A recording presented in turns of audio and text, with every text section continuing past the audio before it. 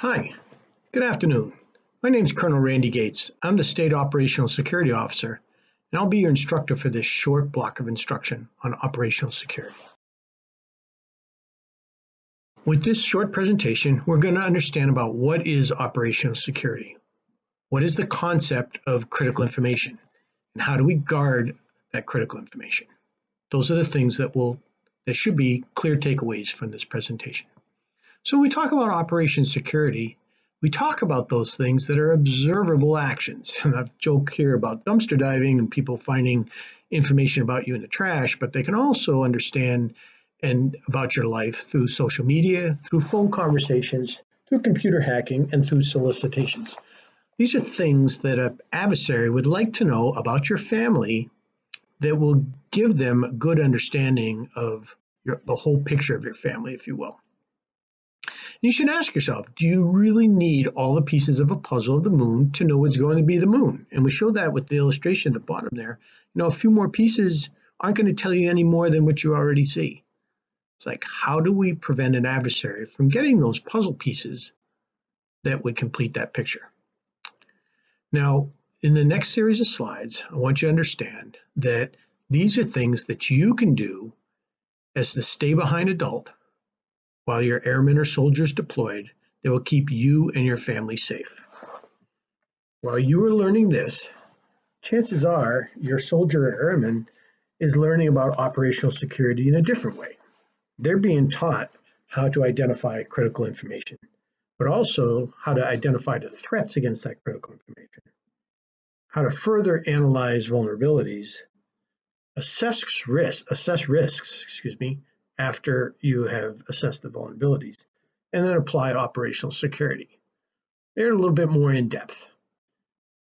But by listening carefully to my presentation, you will have a small set of skills that you'll need to keep your family safe during your airmen or soldiers deployment. So when we talk about operational security, we understand that Opsec is understanding what information is useful to an adversary, how they can get it, and how to limit their access to it. Simply put, Opsec are those things that we do to prevent or limit the ability of an adversary to gather information about us. And we'll learn these through subsequent slides.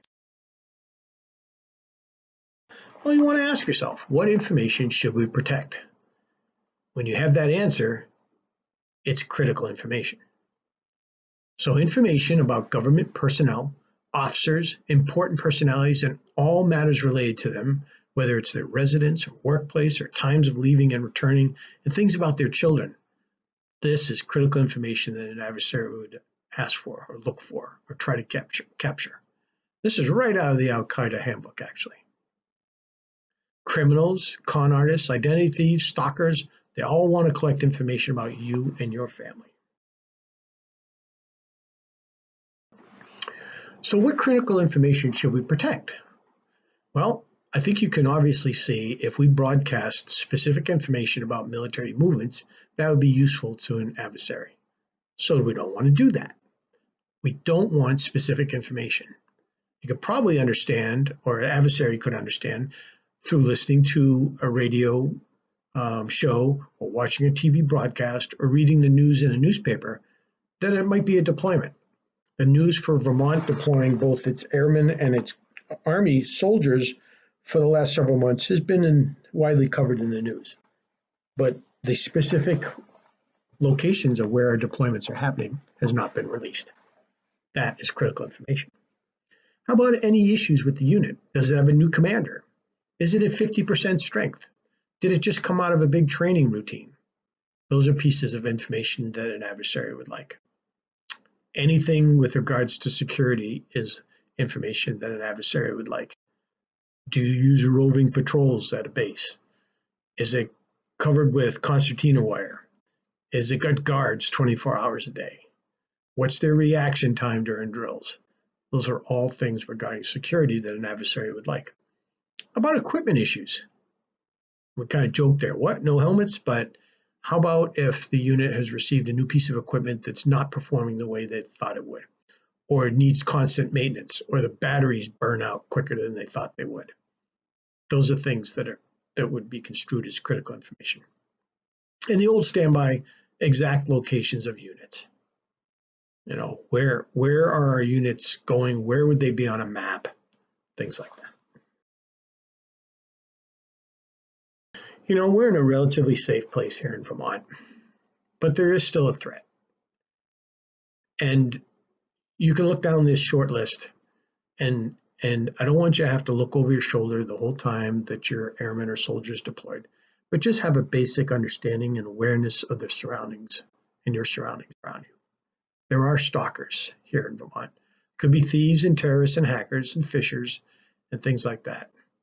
Actually, in a time of COVID, we've found that there's an increased activity with fishers and scammers and hackers. Perhaps one of the best ways to understand if you are giving out any indicators of being a military family or having a loved one deployed, go out in front of your house, go out by the street, look back at your house, and try to figure out what are things that kind of give that away. Do you have a banner hanging in your window, like "My Soldiers Deployed" or something like that? Or do you have stickers on the back of your car that talk about a deployment? We see the yellow ribbon around the tree example there. That's understood as a oft-used message for someone, a message of love and support for someone who might be deployed overseas. These are indicators of your daily routine as well. So when we also understand critical information, we also have to realize that critical information is also understood as the core secret of your life that, if known, could harm or put your family in harm's way. So we have to understand what is information and what critical information can be derived from that with additional questions. For example, I can say that I'm married. I'm making a statement. People see that I have a wedding ring on. They understand that I'm married. But critical information that they might not necessarily need is, what is my wife's name? Or how about the second example, when my wife is a professor? Critical information derived from that statement might be, well, which school does she work at? In which department? And then that third example is, my sister had a baby. It's nice to announce that there's a new member of the family, but critical information might be, when was she due? Or what hospital? These are details that an adversary might like to get a hold of. Social media posting continues to be one of the largest concerns for both the rear detachment command and the command downrange. Information that is not supposed to be released has been released in the past through social media posts. This will remain a significant concern for everyone during your loved one's deployment. So we have to understand that there are dangerous bits of information that we release, most often inadvertently, but nevertheless released. And a way to check yourself to kind of put a safer version of what you would normally say out. For example, that first example, my soldier is at XYZ at ABC camp in ABC city, Afghanistan. That gives the who, what, where, when, and why, pretty much. Except for perhaps the when, to an adversary. Probably a safer way to say this is, my soldier's in Afghanistan. And even, in my opinion, Afghanistan is still being too specific. Another example might be, my soldier will be leaving Kuwait and heading to Iraq in 3 days. Probably a safer way to put that would be, my soldier deployed this week. Third example is, my soldier is coming back at XYZ time on XYZ day. Again, specificity that an adversary would love to have. A safer way would be, my soldier will be home this summer. And then with regards to your family example at the bottom there, my family is back in Edwardsville, Illinois. Probably a safer way to say is, I'm from the Midwest. This Earl will give you a quick video understanding. It strengthens the topic that we're learning today on operational security. Please take the few moments that it takes to watch. When we understand what critical information is, then we understand what we need to do to make sure that an adversary can't get a hold of it. And those are called Opsec countermeasures. So we should learn and understand what shouldn't be posted on social media. And you'll probably get additional information on this from the rear detachment commander, either from them personally through an email or perhaps in your family readiness group newsletter. Should be careful about what you post elsewhere. And you should also change up your patterns. It's unfortunate that these days people can be watched more closely, and when they're watched more closely, patterns can be derived. And a potential adversary could be watching a military family and understand a little bit more of their life through the patterns that they're revealing. So these are some additional Opsec countermeasures you should consider. Let's take a close look at all privacy settings. Do not reveal sensitive information. Ask yourself, what could the wrong person do with this information? You should also closely review photos, videos, and information before they go online. For example, maybe you get a picture from downrange from your soldier or airman. Look closely at that photo. Are they in an operations center where there's revealing information in the background, like maps or checklists or security posting schedules, things like that? And then make OPSEC a family affair. We're going to have a slide here in a few slides that kind of is teen specific, and it's about a minute long video that we provide there, Earl. But you want to make OPSEC a family affair. You can't, as the stay behind adult, do it all yourself. We know that our teenagers talk on their devices frequently. They post stuff, they Snapchat stuff, they do all the things that could inadvertently reveal some information about your soldier or airman's deployment. And with this picture, if you aren't comfortable placing the same information on a sign in your front yard, you probably shouldn't do it. Probably shouldn't put it online. And you see that example. Leaving for Afghanistan on July 2nd, arriving Kandahar Airport at 8:45 on July 4th. That's just specificity that doesn't need to get out and could compromise the safety of the unit if it is captured. Additional countermeasures with regards to operational security could be that your emails can be intercepted and read by an adversary unless it's encrypted. And Microsoft Outlook can encrypt emails with a digital certificate. Understand that your telephone is not secure. People are always listening, and the ability for an adversary to intercept a message is present. It's here in Vermont, unfortunately. Used to be a phrase in World War II, loose lips sink ships. That's still very much the case today. Piece of information that an adversary has been looking for is revealed to them. It might complete the overall picture of what they're looking for. Also, with regards to OPSEC countermeasures, understand that there's, in telemarketing, if you get a call, there's information that they're gathering in telemarketing that it could be useful to an adversary. You can also call the National Do Not Call Registry or call it up, at least on the website, and have your name placed on that to reduce the number of telemarketing calls you get.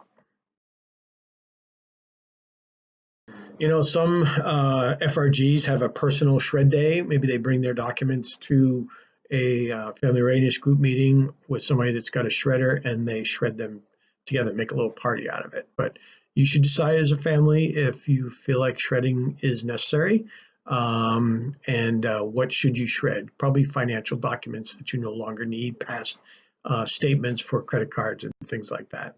There's also additional information on the provided YouTube video, Earl, on this slide. Additional countermeasure measures for OPSEC is with regards to your military ID, and you shouldn't use it for anything other than military purposes. For example, when I go to the State Emergency Operations Center in Waterbury, I need to surrender an ID card in order to get a visitor's pass. Well, I should use my driver's license when I do that, not my military ID. I trust the person I'm giving it to, but you're creating a circumstance where vulnerability has been introduced to the process, if you will, by giving up your military ID card and somebody can make a copy of it. Just don't let somebody make a copy of your military ID card. Just don't do that. And it's also illegal to do so. Another slide with additional Opsec countermeasures. Create a PIN lock for your voicemail. And turn on encrypted social media connections. Put a screen lock on your smartphone, and if possible, enable wireless encryption. And this box below shows some suggested best practices for establishing a password, and also gives some information on passphrases. I don't know if you like Dilbert as much as I like Dilbert, but Dilbert and Alice, his coworker, are always going at it. And here they got sort of a little OPSEC security situation going on, and Alice is getting the better of Dilbert. And we also have another URL at the bottom of the slide for additional information for a YouTube video. This video is only about a minute long, and it comes from the point of view for Sophia the teenager. And it's things that she's asking about with regards to operational security. She poses herself as a very popular student in school. People are always talking to her, and she's always talking to them. And she understands that information can be released inadvertently through this, through her talking to her friends. So watch that. Watch it with your child, and I think they'll get a better understanding of OPSEC themselves. Here's some additional OPSEC resources.